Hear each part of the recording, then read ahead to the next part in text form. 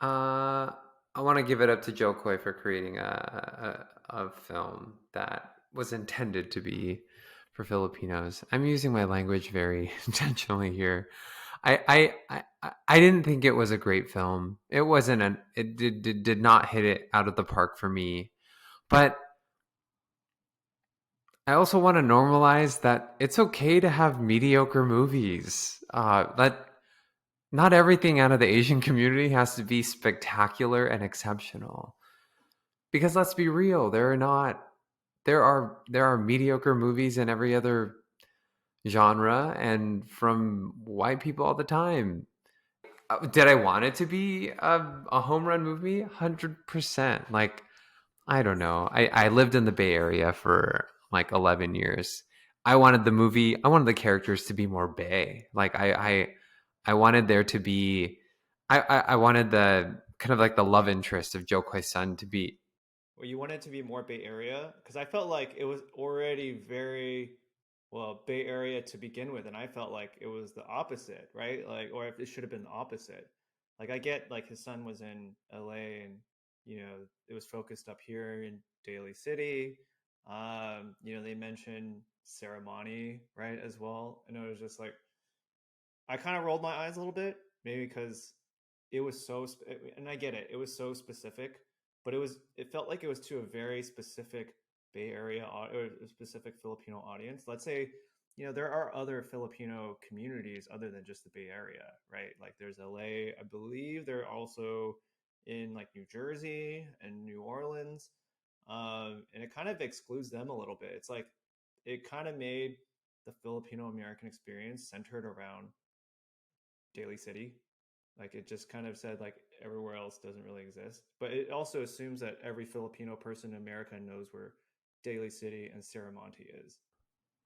I say I wanted it more Bay because I felt like it didn't bring the nuance of Daly City that I think would have brought out actually a more universal and more relatable Filipino experience that could be similar to that of New Jersey or of San Diego or of LA. Um, but I don't think you got that. Hip hop is a big thing within the Filipino community. Filipinos, there were some really like prominent DJs that helped bring forth uh, the black art form of music into the California scene. And I actually don't know if that was well represented, or I didn't feel that was well represented in Easter Sunday.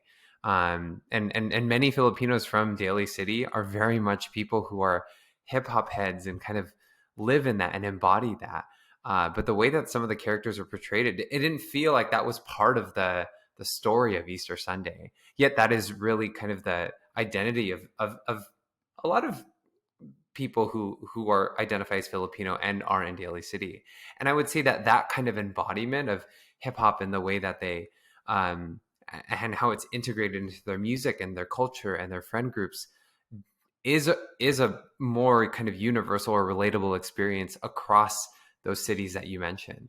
Um, there are parts of Daly City in culture, but also in like geography and how people navigate the space that feel much like the Filipino part of where I grew up in San Diego.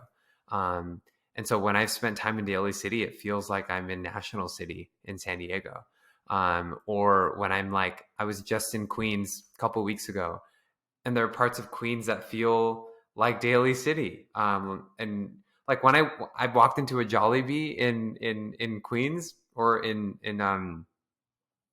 Woodside, which is Queens, uh, it's like the experience was no different than if I was in Daly City or if I was in Chula Vista. So yeah, but some of the nuance of that. I wanted the girlfriend of Joe Coy's son to be more Bay Area, more like hip hop, and not that she wasn't a cool character, she was, but there were just I think there were few nuances, but opportunity to include more that would make it feel more authentic and relatable. I think. Do you think Joe Coy, well, primarily was just focusing a lot on the family, kind of element. Like I feel like that was like kind of the central message of the show, or not show. I was saying show because I literally thought of it more as like Fresh Off the Boat, but for 2 hours, right? Like that's it was more like a sitcom for 2 hours, and like you said, not every movie has to be a movie. It could also just be a really long sitcom, and if you frame it in that way, I think it did the job.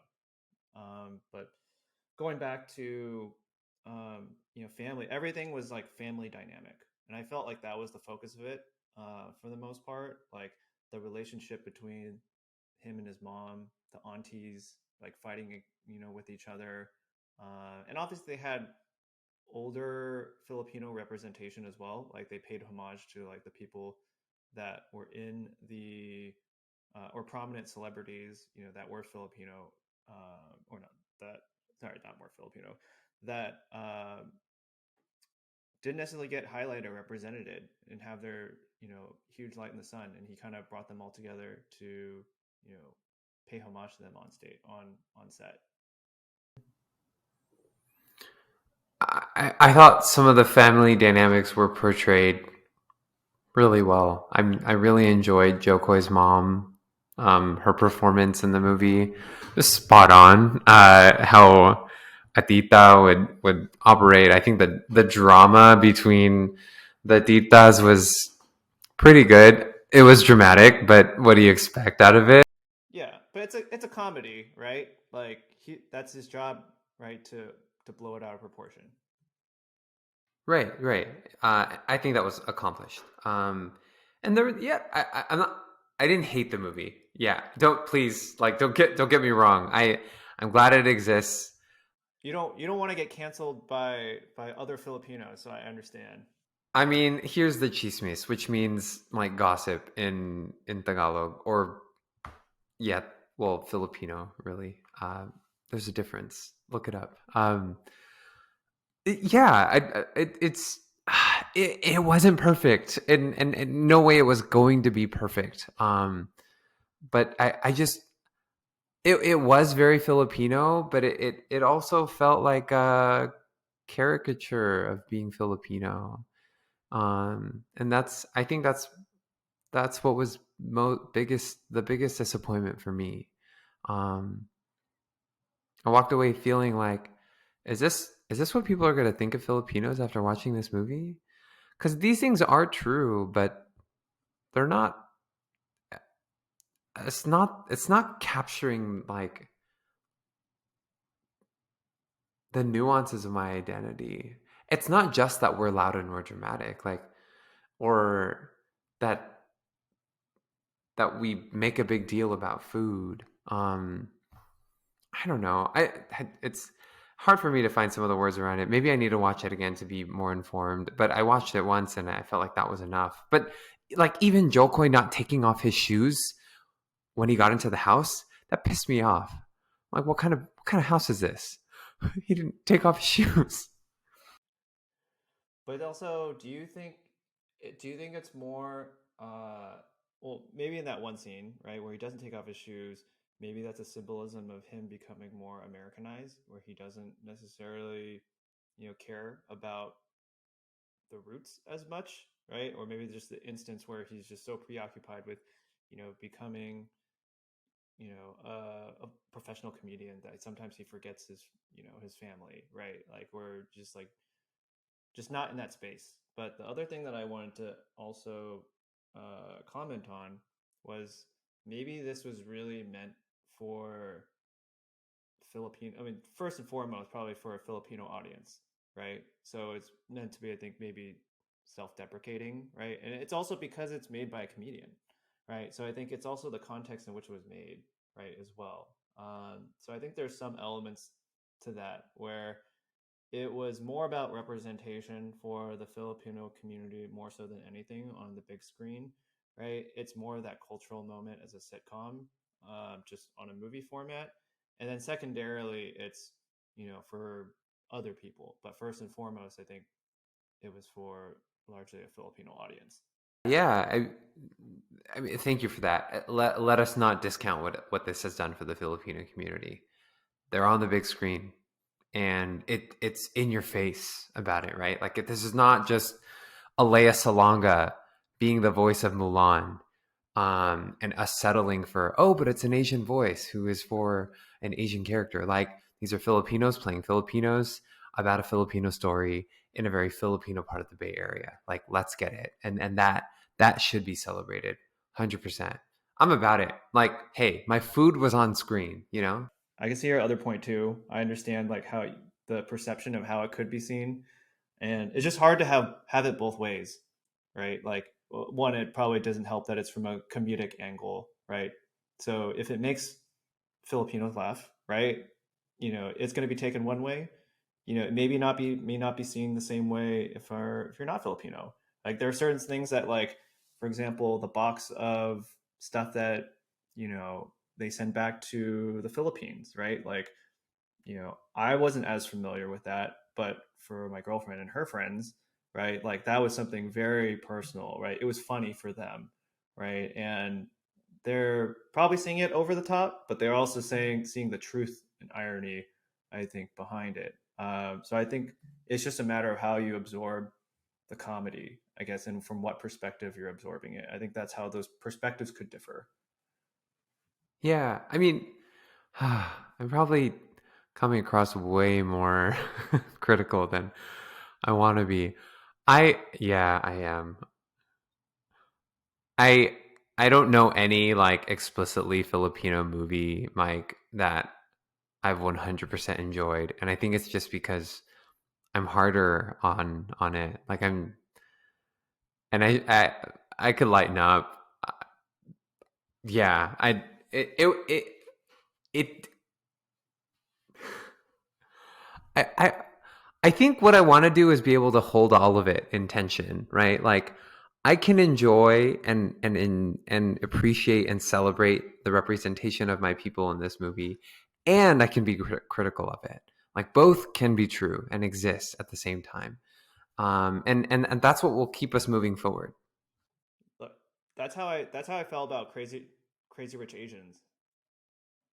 I felt that way about Crazy Rich Asians, like, as well. I thought it was like, so my ex girlfriend at the time, she really loved it, and I was just like, it's an okay movie. It's like it's cool to see have representation. She got really mad at me. It's like, how dare you ruin my moment, right? Like, don't speak slander against this movie. But story wise, like, yeah, it's a rom com.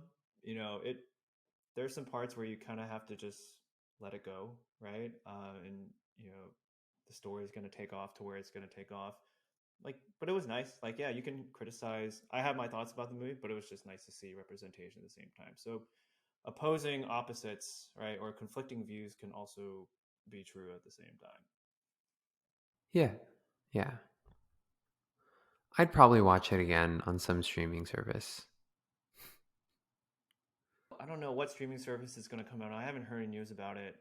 I hope it does come out on a streaming service. To be quite honest, like that's probably the best form of distribution now that, like, most, I would assume, Filipinos went to the movies to go see it, and then it's something that can easily be accessed again. For the record, I went with 9 of my family members. So we rolled deep. Did they enjoy it first and foremost? They did. So I went with, let's see who it was. Me, my brother, my dad, my grandmother, her sister, um, my aunt and her husband. Oh gosh, who else? Oh, my grandma's brother and his wife. And they're all obviously older generation. They really enjoyed it and laughed, and it was an experience, a Filipino experience itself, by going to the movies with them. Right, like, they don't go to the movies that often. They're like, I feel like that just mirrored the exact part of the movie, right? Like, because the movie is just like a big family kind of getting together, and literally it was just that, like, the cultural moment was really brought to life. Uh, so I think that's pretty amazing. I've heard, like, and feel free, like, I'm just curious, like, what does the older Filipino generation just generally think about Joe Coy? Because he's obviously kind of one of, like, the currently, right, probably one of the more prominent Filipino entertainers, right, or person in entertainment, right, that's visible right now, right? Like, is it something where they're, they really like him? Like, do they see him like as like, does the older generation, do they see him as like, oh, that's like my younger son, right? Kind of feeling, right? Like kind of national treasure. Is I'm just curious how different generations sort of view him, just, because he's a guy in his 50s, I believe. And so, he's quite a bit old, a little bit older than, than we are. And so I'm just thinking like generation wise, like there may be either, I'm just curious how they view him, right? Just because we have one view of him, or maybe you have one view of him, but then your grandma or grandparents or parents have a different view of him. Yeah, I will. Well, thank you for couching it that way. I do not speak on behalf of all Filipinos, but I do have data from within my family, and that is data from different aunts, or we call them titas, my dad, different people. It's a mixed bag. I think I've heard titas be like, "Oh, I don't think he's that funny, but I like him because he's Filipino." You know, like because he represents Filipinos in the community. They have all of the pride in the world. If it was like, if there was a hill to die on about like, which celebrities they want, oh, Jokoy because he's Filipino. But if it was like, oh, like who has and yeah, like who has the best jokes, they might choose Jokoy just because he's Filipino. But I've heard the same aunt say, but I don't think he's that funny. Like he's just making fun of us. And like, is there not something more original that he could do? Um, so I agree with that take too. It's like, could you be a little bit more innovative with your, and I haven't yet watched his latest special, which I heard was pretty good and better than Easter Sunday. But and then I think there are some that don't listen to him at all because they just know that they're not the audience, that they don't have the like Filipino American experience.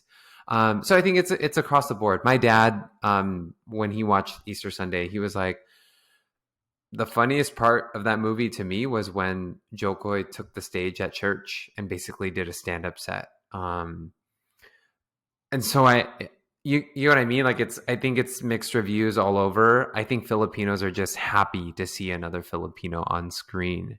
And that is fine. That is something that Jokoy should celebrate, that the community should celebrate.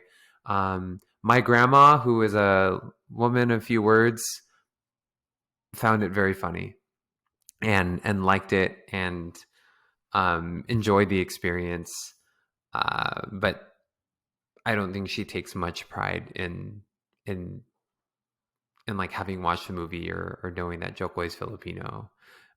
She just was amused. So yeah. Mm. Do you think, going back to your like aunties, saying like, oh, he's the hill that I will die on, right? If But his jokes aren't funny. Do you think part of it is also kind of like a status community thing, right? It's like he's someone you can talk about with other people, right? And he's well known enough that you can kind of just hang your head on, or hang your hat on, and just say like, hey, like, you know just to stay within the community, or hold a certain status of like, hey, I'm proud to be Filipino, I'm proud of Jokoy, right? It's like he's just more of that kind of conversation, even though personally they don't think like, oh, he's not funny. Like, maybe there's a duality like to that. That's 100%. I mean, let's rewind to the days of Manny Pacquiao, right? Like boxing and Manny Pacquiao being on like the international stage. Filipinos are so proud of Manny Pacquiao. So when we get someone who's on the international stage like Jokoy, of course, it is about a status thing.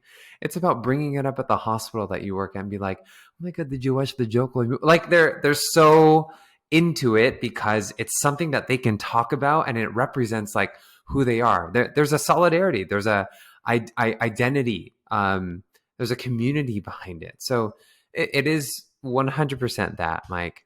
And you can't fault them for it. Like, let them enjoy it. Let them have that moment, you know? The same thing happened with Jasmine Trias when she was on American Idol years ago. Uh, any kind of Filipino that makes it into the media and kind of can bring a name will people will be proud of it. I mean, you have Sweetie, right? Hip hop artist. She's half black, half Filipino. Um, Big talks about her. Of course, her, right? From the Bay Area, half Filipino, half black. I do have a story about that. I was watch. I think we're about to watch Easter Sunday. Maybe like the week after it came out, or maybe it was the same weekend. I can't remember. And then one of my girlfriend's friends, she was like, "Did you see Sweetie's like story? Right? Like, she's at Sifu City. It's definitely the one, right? Like in some location." And then I my smart ass just says like, "Are you sure it's today?" Like the the story looks kind of overcast. I think it was overcast like 2 days ago, so this is probably a late post. She's like, "Damn it, probably right," because like the move outside it was like really sunny, and so I might have dashed some dreams of you know meeting her or just getting people excited to meet her. But yeah, like that's just my funny story of com- connecting the two stories. But yeah, go on. So you were saying, yeah, I know she's. And it's cool to see the like them in media, right? And like killing it, and getting attention. That's exciting for us because Filipinos not really on the map.